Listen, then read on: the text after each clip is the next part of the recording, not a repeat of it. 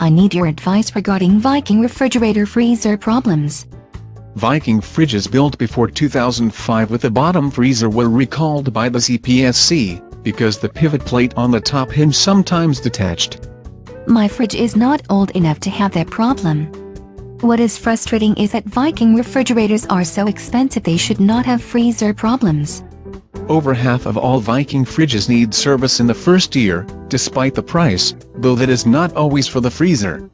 Consumer Reports rates Viking low in their buying guides. That does not help me much today. Viking customer service is weak.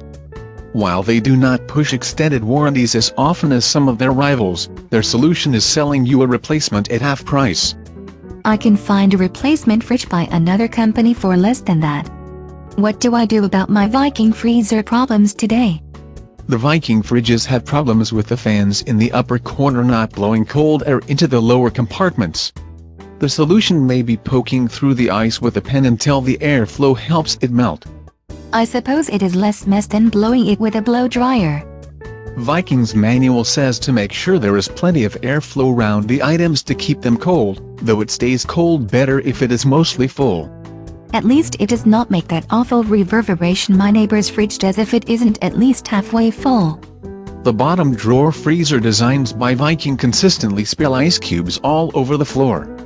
That's a new reason to be glad I do not have a bottom drawer model. Condensate collects on the freezer seal, leading to leaks. You can try to keep the drain clear by pouring hot water and sometimes bleach water down it. Assuming it does not leak into the fridge. Their control boards need to be replaced frequently. Your freezer problems might be the result of a bad control board, not a mechanical issue. At which point, I need to call a service person to try to fix the freezer.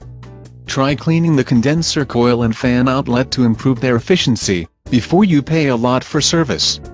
With what? I can find AC coil cleaner online, but do not know if that's safe on a fridge. The Viking manual literally says use anything other than a vacuum cleaner. And that is what they say to do if the freezer or fridge is too warm. If I had the manual, I'd probably have known that. If the freezer temperature isn't low enough, you'll get ice in the tube to the ice maker before it floods and likely freezes. All until it melts and floods the floor.